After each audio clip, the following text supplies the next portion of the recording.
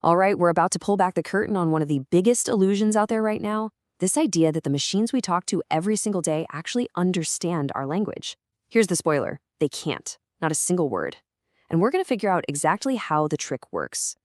I mean, think about it, right? When your search engine finishes your sentence for you, or when a recommendation engine just nails the perfect movie for your mood, it really feels like a conversation. It feels like whatever's on the other side, it just gets you.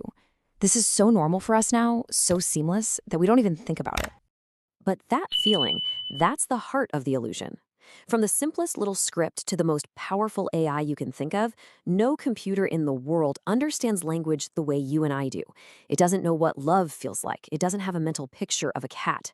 Everything it does, every single operation is just numbers. So, if the machine is completely blind to meaning, how in the world does it manage to navigate our messy, nuanced requests so well? That's the mystery we're going to solve together. We're going to follow this incredible journey of how our abstract world of words gets translated into the cold, precise world of math. Okay, so where do we even begin? Well, we start with a fundamental conflict. It's really a problem of two completely different languages that honestly seem like they should never be able to talk to each other.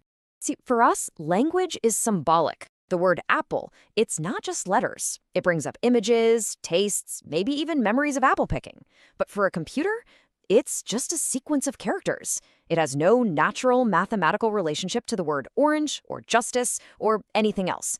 This creates what you could call a silicon barrier, a huge, deep gap between our world of symbols and the machine's world of pure numbers. For a long time, the first attempt to get across this barrier was basically to write a giant, exhaustive rulebook. Back in the 50s and 60s, a lot of very smart people thought that if you could just give a computer a perfect dictionary and a complete set of grammar rules, it could break down sentences and understand them. And, early systems like Shredlu were actually pretty impressive, but only inside these tiny, controlled little worlds. So why did this whole rulebook approach just hit a wall? Well, it's because that rulebook was just too brittle. Real human language is messy. It's ambiguous. We use sarcasm. It changes over time. A fixed list of if-then rules could never ever keep up. The machine needed a totally new way to see language, not as a list of rules to obey, but as a kind of mathematical landscape it could actually explore. And that led to the next big phase, trying to just turn words directly into numbers. But the first few tries, while they seemed logical, they created a brand new and honestly an even deeper problem. A problem that I like to call the library of loneliness.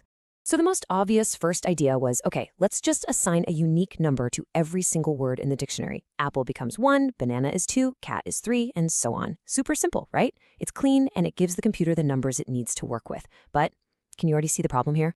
Because numbers have an order, the machine accidentally starts seeing relationships that are just nonsense. It might calculate that a banana, which is number 2, is somehow the mathematical average of an apple, number 1, and a cat, number 3. This introduces a completely catastrophic distortion of what these words actually mean. Okay, so to fix that false order problem, the next idea was something called one-hot encoding. Just imagine a giant list with a slot for every single word in the language.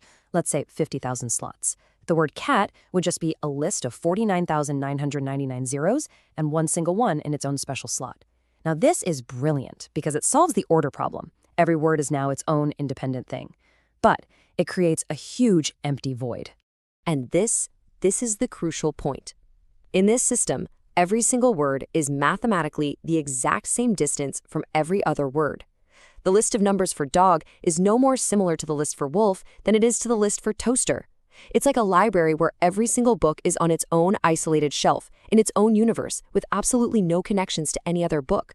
There is no concept of similarity. And if you don't have similarity, you can't have understanding. It's a dead end. The way out of this lonely library didn't come from a faster computer chip or some clever new algorithm. It actually came from a really profound philosophical shift in how we even think about meaning itself. This one idea from the linguist J.R. Firth back in 1957 changed everything. You shall know a word by the company it keeps. Think about that for a second. It suggests that meaning isn't some fixed definition you look up. Meaning is actually a product of context. It's defined completely by the other words that show up around it. Let's make this feel real. Imagine you come across a word you've never seen before, tesguino. You have no idea what it is. But then you read a sentence. He poured a glass of Tesguino. Okay, then another one. The Tesguino made him feel dizzy. And finally, they brewed Tesguino from corn. Instantly, you know it's some kind of alcoholic drink, right? Nobody gave you a definition. The company that word kept was enough to teach you its meaning. And this was the big aha moment that finally allowed machines to start learning our language. If a computer could just analyze billions and billions of sentences, it could just observe. It could see which words constantly show up in the same company. It could start to build a map, not of definitions, but a map of relationships. So how does a machine actually use this idea? This is where it gets really cool. It translates that philosophical insight into something you can actually build, a powerful, multidimensional geometric map. It's like a map of thought itself. In this new world, there's one single fundamental rule. Distance equals similarity. The distance between 2 points on the map is directly equal to how similar they are in meaning. So words that could be used in similar contexts, like cat and kitten, they're placed right next to each other. And words that are nothing alike, like cat and submarine, are placed very, very far apart. To kind of get a feel for this, just imagine a few of the dimensions on this map. You could have an axis for, say, royalty, and another one for gender, maybe another one for age. Now, the crucial thing to remember is the machine doesn't know what royalty is. It has no idea about crowns or thrones. It has only observed that words like king and queen consistently pop up in similar contexts, so it groups them together along this one specific mathematical direction. And this is where it just becomes mind-bending, because the relationships between words are now just directions on this map. We can actually start to do a kind of algebra with concepts. So let's say we start at the coordinate, the location for the word king, and then we subtract the vector, the direction that points towards man. What we're really doing is removing the concept of maleness while keeping the concept of royalty. And then we add the vector for woman, and the point we land on in this gigantic conceptual space is almost exactly the coordinate for queen. Now, this wasn't programmed in. This is just an emergent property of the geometry of this space. It's incredible. So, what's the end result of all this? What's the practical outcome of this amazing geometric map? Well, it's the creation of something called dense vectors, or embeddings. And this is the technical triumph that really powers all of modern AI.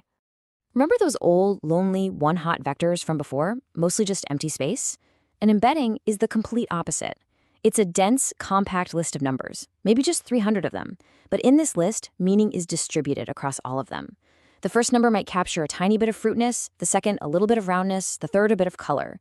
It's an incredibly efficient way to compress the very essence of a word and all of its relationships into one small package. And this brings us to the final core takeaway. For a machine, meaning is not a definition. Meaning is a location. It's just a coordinate in a vast, invisible map of human thought. And so, when you ask an AI a question, you're not really speaking to a mind. You're speaking to a navigator, and you're just giving it a point on this map to travel to. So, we've seen what this map of meaning is, and we've seen why its geometry is so incredibly powerful. But that leaves us with one final and honestly a towering question. How does a machine, starting with literally nothing but random numbers and raw text, learn where to place the word king without anyone ever telling it what a king is? How is this entire map of all human ideas actually sculpted from scratch? Well, that's the next part of the story.